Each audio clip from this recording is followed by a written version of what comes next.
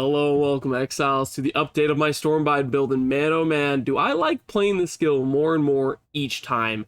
I have to admit, it is a weird, clunky skill. It's not something that was natural for me. The first time I played this multiple leagues ago, it was super awkward. I wasn't good at it, but after playing it, I was like, man, that was kind of satisfying. I could try that again. And then last league I played it, got a little bit more used to it, enjoyed it more that time, and this time now playing it, I'm fully thinking, man, this skill could actually be a potential league starter for me. It's quite strong. I doubt it's going to get nerfed. It's super niche. No one's really playing it. And man, does this thing shred the second you put an indigon on it. All in all, I have to preface this with, even though I could see this being a really good league starter, and that's what I said in the video title, is I think it'd be really good at farming invitations, absolutely decimating bosses. I have to preface this with, it is an awkward playstyle and you have to get used to it. There are kind of like three things that I think Stormbind needs to be a skill that really starts to, pop off, maybe is a good way to put it. And that's cast speed, its area, and it's some way to deal with the Rune Blast charging cost to make it so it charges the runes faster. And number one, cast speed. Hierophant got a decent buff this league for its cast speed, thanks to the Arcane Surge node change and the stuff that happened there. And then on top of that, there's a lot of cast speed you can get throughout the tree depending on how you spec your character. Number two, area of effect. Hierophant solves the area of effect thing. You get 100% AoE, and depending if you wanted to swap Conviction of Power for Illuminated Devotion and go for something like Skyforce, you potentially could do that, and that would give you a bunch more AoE. You can get AoE here, you can get AoE here, you can get AoE a lot of different places on the tree, and it works out quite well, especially with like the alternate quality of Stormbind. There's another 30 AoE there. And when you start getting the AoE, these circles start to overlap a lot better. I'm going to take off the MTX just so it's more clear. You can see the circles more clear of how big these circles and their overlap explosions truly are. And then last but not least, the mana cost. There are basically two ways to do the mana cost on Stormbind.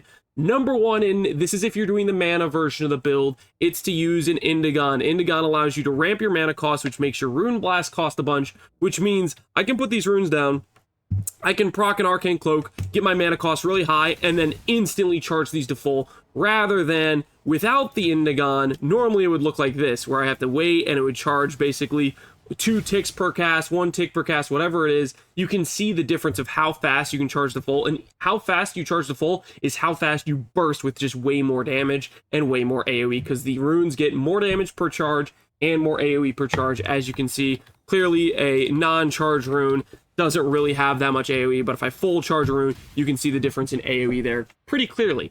So yeah, I would preface this with, if it's a skill you're thinking about trying out, I preface this with just that. I'd say try it out. Get a feel for the skill before you full commit to it. If you're thinking about doing it on a league start, I can say I think it'd be strong on a league start, but I don't want to recommend it to somebody who's not going to enjoy it. Now, I say league start because specifically I did some testing, and this is basically the conclusion I had. I tested this on a SSF, completely naked gear, naked inventory, just pick up an ID gear, and I wanted to get a feel playing it all the way from the very beginning with nothing all the way to Exarchant Eater. And did I run into any walls? How did it feel without indigon? Because my general perception is, after doing that, I feel like it's a B tier league start. It's slow on clear, so I think it's like C tier clear. It's not great on clear. It has a good damage. I'd say A minus damage, A minus defense. It's got a good start. All in all, B tier. I mean, good start's a stretch. It's an okay start. It's a workable start.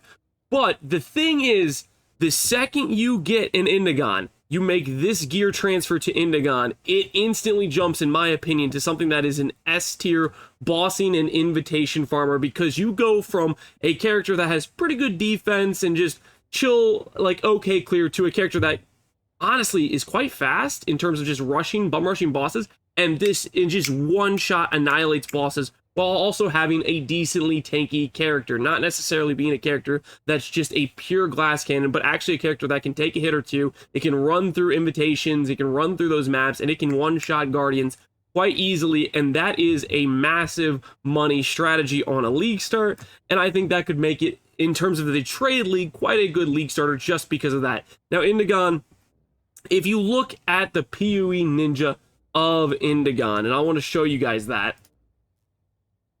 You will see that the helmet starts off quite expensive and then just tanks. There are a few niche builds that use Indigon, stuff like the Mana Bond build for delving.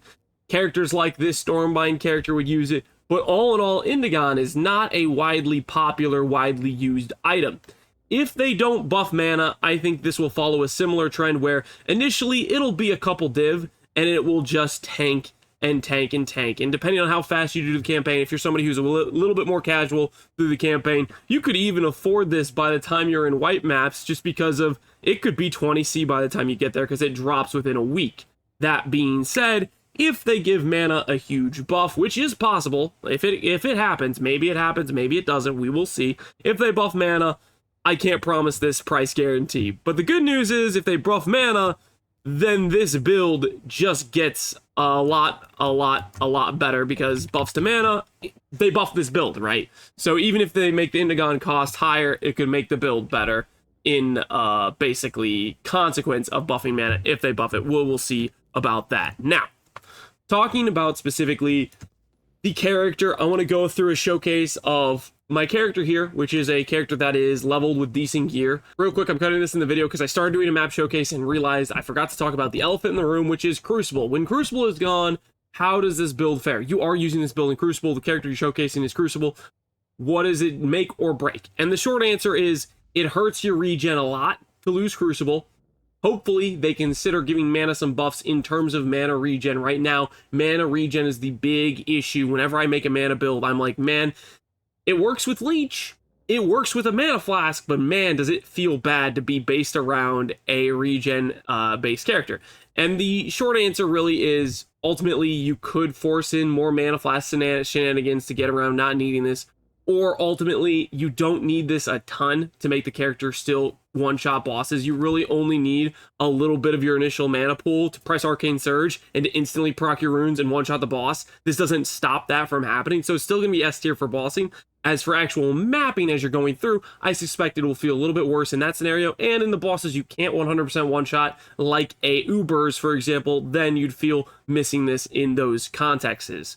Outside of this regen, we get a minimum power and a minimum frenzy, which right now, it's giving us a little bit, but I could just not spec these nodes. I think my crit's fine without it. I don't think it makes that big of a difference. And Arcane Surge effect, 20%, that's not making or breaking the build. 10% mana, that's not making or breaking the build. This is relatively weak in terms of Crucible power outside of the regen, I would say. And then on our shield, a similar thing, 5% more mana, that's solid, that feels nice, but it's not going to stop this build from being good or bad. 12% mana recovery rate, that helps a little bit, but it comes with 10% reduced mana, maximum mana. So there are some downsides with it. These aren't like revolutionizing the build. And then the other thing is the Mana Bond conversion node. Ultimately, I think this build would be fine without it, because we're one-shotting enemies anyways. Do we really need to freeze enemies? Like, the reason I have this freeze node in here right now is literally just for the aesthetics of Herald of Ice. I only have it just to make pretty explosions. As far as how good the build is, if I was actually trying to make the build stronger, objectively better, I wouldn't use Herald of Ice. I'm just using this because I think it looks cool for explosions, and I think, quite frankly, even without this Crucible node, if I just have Herald of Ice, I think I'd still get the explosions, just because I think even a small flat still allows you to shatter enemies, I believe. I could be wrong about that, but my point is, I'm investing into this hybrid conversion stuff, which is forcing me into using these Inquisitor Jewels, which is more gear cost. Long story short, just use Lightning Pen, just use Exposure, just use Conductivity like an additional curse anoint. Right now I'm anointing Mental Rapidity. This isn't even that strong of an anoint. Like, literally, if I was anointing Whispers of Doom with Conductivity, Assassin's Mark, and then just getting 2 jewels back, I'm pretty sure I'd have a stronger character not using this in terms of DPS, in terms of how fast I can shred bosses. But I like the aesthetics, I like the hybrid damage. I was like, yeah, it sounds like something fun to do, and that's what I did. But me being objective, I think it's just the wrong way to build this character. So, in short, I think the character will feel worse to play without the mana regen in terms of a mapping context and in terms of Ubers. But in the grand scheme of things, if I was doing this as a league start, my whole mindset would be built around, I want to do invitation farms, and I don't think taking away Crucible changes the fact I go up and I one-shot the enemy. Because I go up, I have 1 mana pool, I place my runes. This doesn't cost anything because I haven't ramped my Archmage yet. I press Arcane Cloak, and you watch, this will be very fast. I'll do it very fast, but I'll press it, I'll charge it, and that extra 1.5% regen is not stopping whether or not that just one-shot the boss. It's not making the difference. The boss is still instantly dead, and I'm still very happy with the fact I'm just coasting through invitation after invitation, one-shotting bosses, even though I lost a bit of that regen, because for the two-step process, or the little setup where I put down the runes, I press Arcane Surge, and then I instantly blow up all my things, that doesn't change with if I lose the mana regen, if that makes any sense. If I'm making sense, hopefully I'm making a little bit of sense. But I wanted to go over that before I went into the Crucible, and then, okay, I was mid-map when I thought about this, but I wanted to interject this, so we're starting mid-map. Hopefully that's okay. But yeah, that's my main point of, does Crucible make or break this build? My thought process is, no, it wouldn't change anything in terms of how this feels to farm invitations. It would change a little bit on the mapping instance, like I'd feel like a little less consistent with my mana sustain here. I probably wouldn't be able to ramp my indigon as high, which I don't really ramp my indigon that high. I usually just one burst bosses. I don't typically charge up the stuff that high, and it would still be an instance where I go in, I do this, I place some runes, I place my Arcane Surge, and I instantly one-shot the boss. And my mana regen isn't going to change whether or not that boss dies, because I pretty much just need my one full mana pool, Arcane Surge, charge the room, blow up. And I do that without, that doesn't factor in, like, the 1.5% mana regen isn't stopping that from happening or not happening. And the 4% more damage I'm getting from my Frenzy Charge and the hybrid damage thing, none of that is changing whether or not the boss dies. I think ultimately this character does more damage if I'm anointing an additional curse, if I'm getting 2 jewel sockets back, and if I'm grabbing myself lightning pen jewel, because right now I have infused channeling, which just isn't a very good damage link. But mentally, I couldn't think of a better damage link to use because there's not a lot of options, because I took away the ability to grab a pen gem, which that felt weird. And I could have exposure and lightning pen just from an awakened lightning pen, and then I could get 2 rare jewels back. That with crit multi probably would just deal more damage. So I wanted to talk about that specifically. Not only that, other things like in terms of early gearing of this character, a Itziri's Foible, Khaleesi's Grace, this build has some items that just feel so good that aren't very expensive and aren't very rare. We'll see if mana builds get more, if they get some love, if we get some big mana buff patch, maybe the market will be more competitive, but just know that makes the character better as well, even if the more expensive gear ends up being. I don't know, I think it's cool to think about. Now I want to showcase you what it looks like to play the bare bones. This is a character that I did a fresh SSF start, and I was just basically going through and trying to get to Eater and Exarch, and this is what my Atlas looks like. I just finished the Eater, or Exarch and Eater kill. Eater dropped the boots, and I didn't even pick them up because boots, you know what I mean? I dropped the Forbidden Flesh of Flame, but don't worry, it's the Conqueror Jewel, so it's worthless. You don't need to be jealous. And I have a T14 here because that's the highest red map I had left over. I had just basically ran the gauntlet. I got 2 T16s, and then I didn't get any map sustain from it. So, well, mainly that was my fault. I didn't really full clear the map. I was just like, oh, I got the T16s I need. I'm going to go run these bosses. As for the fights, I did Exarch with 1 death, and I did Eater with 0 deaths. Mechanically, the fights feel pretty easy to dodge, but even then, this character isn't a push over, knock over character. This character has 4,000 life, almost 4,000 mana, 600 ES. You're looking at a character with like 9,000 almost raw EHP. Not to mention we get 4 endurance charges. If I had a Granite Flask, this would end up going closer to, I think, like 12k, which isn't great, but it's enough to mitigate most small fizz hits in the game. It's really kind of potato, honestly.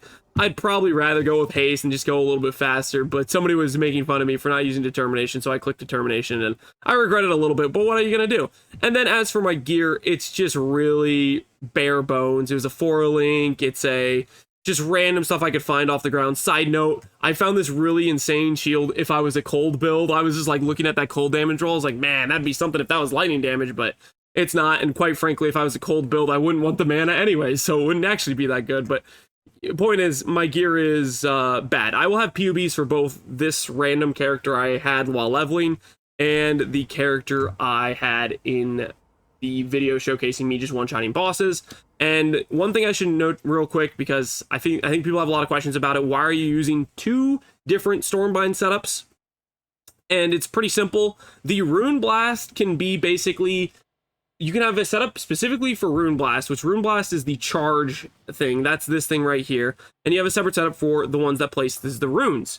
The thing you can note about the runes is the skill that places the runes is what dictates how much damage the explosion does. The thing that charges the runes can be set up for utility. So I have my Stormbind set up with Infused Channeling, Arcane Surge, and Faster Casting. This is my Rune Blast setup. It's all utility. It allows me to charge the runes faster, but then I can benefit from my other setup, which has all damage. It has Lightning Pen, it has double crit gems. So that's why there's two Stormbind setups. It's to specifically take advantage of that, I guess, feature or whatever you want to call it. So let's go ahead and give you guys a showcase of what this looks like doing a red map Maven, and then you have an idea of if my character was completely SSF, what would it look like in this context? And this character mapped a lot differently than I did the indigon version of the build, because indigon, you can afford to be using so much more mana scaling and so much less percent damage scaling. This build, I need to get percent damage scaling because I don't have indigon to carry my percent damage. So that's why the trees look a decent amount different, but for the most part, I think about 30 to 40 regret orbs should be able to get you to the point where you can, what's the word? Respec, I would say. Hopefully that makes some level of sense. Yeah, just make sure I have this stuff set up correctly. Man, this is like weird, going from my absolutely cracked out character using indigon to the non-cracked out indigon character, but it's still completely fine. It's a bit slow on the mapping side, I would say. Obviously, we don't move very fast. It's got the 2-button playstyle. It has some awkwardness to it. But we got all the way to Exarch Eater. And the time frame it took us was our slash blade. I think we're at like 19 or 18 hours. We're at 18 hours 54. I want to put some context to that. I was AFK a large amount of that time. Like, for example, I would end stream, I would host Ventura, and then I would sit and watch his stream for like 30 minutes. Stuff like that adds up. So it wasn't really a full focus run. I was learning as I was going. I was trying to see what gem setups. I've never done a Leaguestart with a Stormbind before, so I was trying to learn myself, like, what makes sense for gems to use on a character. And I was just trying to get some level of knowledge through the process and learn as I go, which is not something I could have done very fast, at least not for me. I want to have some idea or learn and work out what are the best solutions, so to speak, for me as I'm playing. So that's what was going on there, so to speak.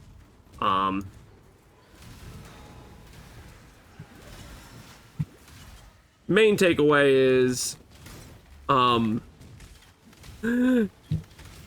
the build is just, it's good enough to farm the currency to get to indigon, and the second you get to indigon, it takes such a massive power bump, just because of how Rune Blast works, how you charge the rune 3 times instantly for 9 different runes, and all of a sudden you're just getting this very quick application of what would have been casting the skill 29 times or 27 times effectively, just like that. And man, it's just such a nice power spike. Also, this character is also not using, oh, you just ran out of my runes, dude. That wasn't cool. Some bosses will dodge you a little bit, but it's not like, it's not something that you encounter a ton, I don't think.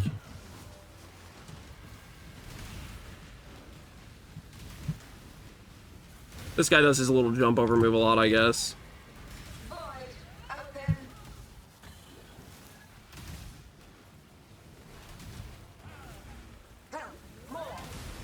He's done there.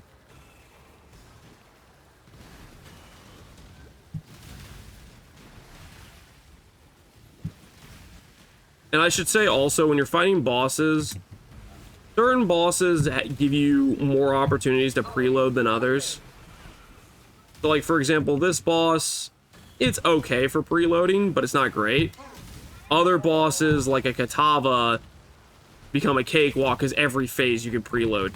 And when you get to preload appropriately, that helps a lot, I should say. But anyways, that's what it looks like doing a E14 with monster damage, frenzy, ignite. it's kind of a whatever map. This isn't a very hard map. I did a lot harder maps than this, and they went slower or faster depending on the tank mods, depending on the map mods, whatever it is. My point being is, this character, which is completely garbage gear, can go all the way to T16s, and it can do it relatively consistently. With our playthrough, we did 15 deaths. I think that's pretty good for just literally running every single map I got. No matter how bad it was for my build, I would just run it. No matter how many map mods were against my character, didn't work. I even did essences. Like every essence I ran, I fought every single essence. There was only about one essence monster I ran into that I couldn't kill, and that was with a basically double tank mod map with a quadruple essence. He was just too tanky where his ES would just gen back. Like if I had just messed up a little bit, his ES would gen back and he was too hard to kill.